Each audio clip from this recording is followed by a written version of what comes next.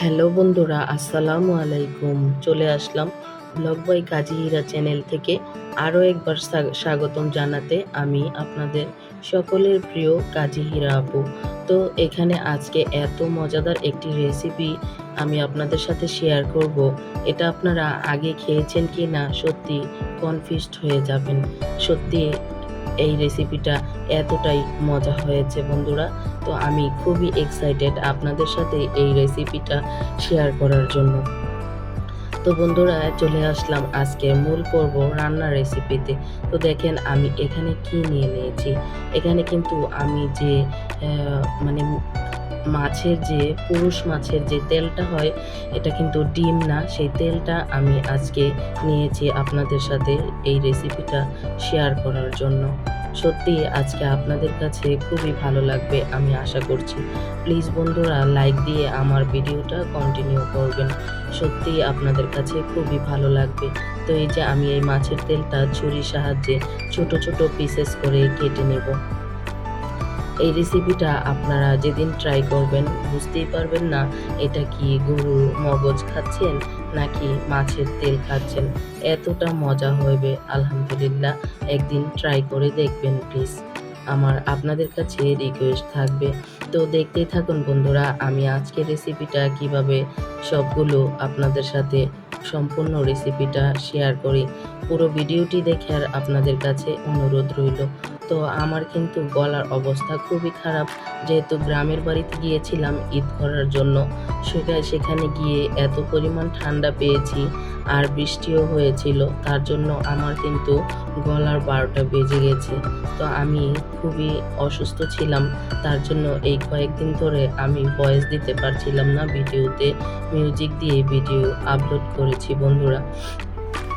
তো এই যে দেখেন আমার সম্পূর্ণ মাছের তেলটা কাটা হয়ে গিয়েছে। এখন আমি ভেন্ডিগুলোকে খুব সুন্দর করে আড়াআড়িভাবে কেটে নিচ্ছি। দেখতেই পাচ্ছেন বন্ধুরা, দেখার সৌন্দর্যে আমি এভাবে ভেন্ডিটা কেটে নিচ্ছি।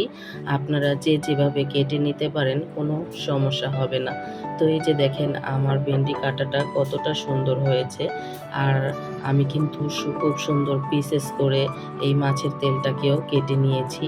এই মাছের তেলটা কিন্তু এরকম পিস করে খেতে খুব মজা হয়, তার জন্য আমি এভাবেই কেটে নিয়েছি।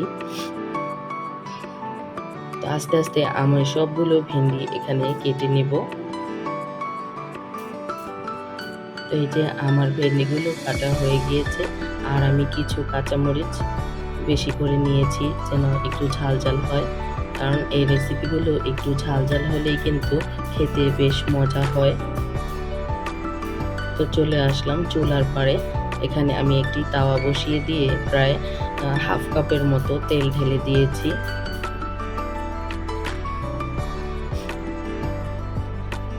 এই রেসিপিটাতে তেলটা একটু বেশি হলেই ভালো হয়, কারণ হলো যেহেতু মাছের তেল, এখানে কিন্তু এটা কার্প যে সোনালী কার্পু মাছ বলে, সেই সোনালী কার্পু মাছের এই তেলটা আজকে আমি নিয়েছি। তো এটাতে কিন্তু তেমন বাড়তি কোনো তেল নেই, যেমন অন্য কোনো মাছের পেটিতে কিন্তু অনেক অনেক তেল থাকে, তো এটাতে কোনো তেল থাকে না। তো এই যে আমি এখানে বেশ খানিকটা পেঁয়াজ এবং কাঁচামরিচ দিয়ে একটু লালচে করে ভেজে নিয়েছি। তো এখানে দিয়ে দিচ্ছি পরিমাণ মতো লবণ, হলুদ আর হলো ধনিয়ার গুঁড়ো। এটাকে আমি একটু পেঁয়াজের সাথে নেড়েচেড়ে মিশিয়ে নিব।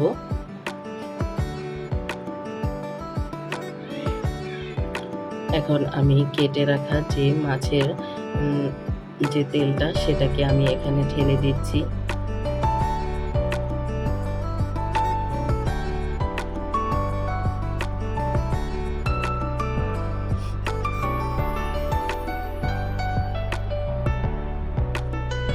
তো এটাকে আমি ভালো করে মশলার সাথে মিশিয়ে এখন কিছুক্ষণের জন্য ঢাকনা দিয়ে ঢেকে রান্না করে নিব।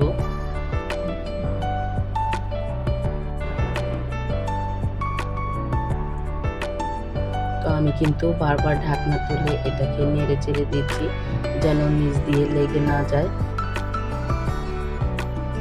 বন্ধুরা, দেখতেই কিন্তু খুব বেশ লোভনীয় হয়েছে।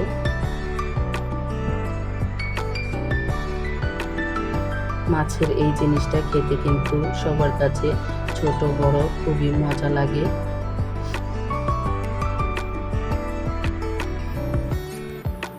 তো এই জিনিসটা কিন্তু সব মাছের মধ্যে পাওয়া যায় না, শুধু যে পুরুষ যে মাছগুলো সেগুলোতেই এই মজার খাবারটা পাওয়া যায়।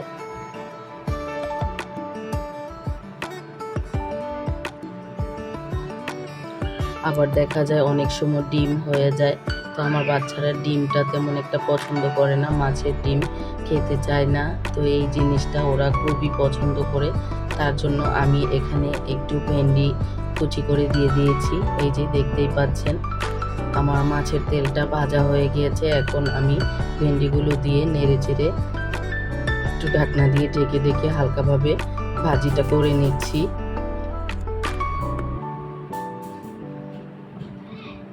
বাচ্চারা যেহেতু সবজি খেতে চায় না, তার জন্যই মূলত আমার এই টেকনিকটা।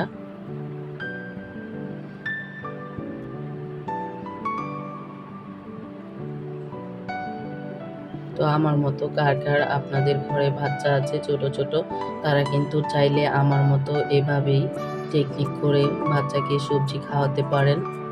যে কোনো মাছের পেটি আপনি এভাবে ভাজি করে নিলে সবজি দিয়ে খুবই মজা হয়। এটাকে আপনি বেগুন দিয়েও করতে পারেন। আমার কাছে আজকে বেগুন ছিল না, তাই তো আমি ভেন্ডি দিয়ে কাজটা করে নিয়েছি সুন্দরভাবে। তো এখানে আমি হাফ চা চামচ জিরার গুঁড়ো দিয়েছি, ভাজা জিরের গুঁড়ো। এটার স্বাদকে আরও বাড়িয়ে দিবে এই ভাজা জিরের গুঁড়োটা, খুব সুন্দর স্মেল আসতেছে। তো বন্ধুরা, যারা আমার ভিডিওতে একটি লাইক দিতে ভুলে গিয়েছেন, প্লিজ একটি লাইক দিয়ে ভিডিওটি কন্টিনিউ করবেন।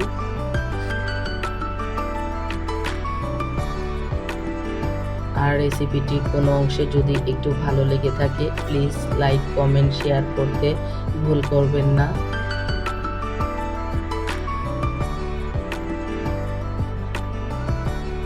যারা নতুন আছেন আমার এরকম নিত্য নতুন ভিডিও রেসিপি পেতে, আপনারা কিন্তু আমার চ্যানেলটি সাবস্ক্রাইব করে পাশে থাকা বেল আইকনটি অন করে দিতে পারেন।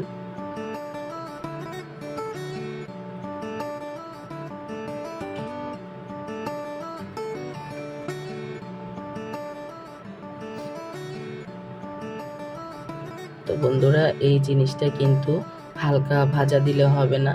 এই যে আমি কতটা লালচে করে ভেজে নিচ্ছি, দেখতেই পাচ্ছেন বন্ধুরা।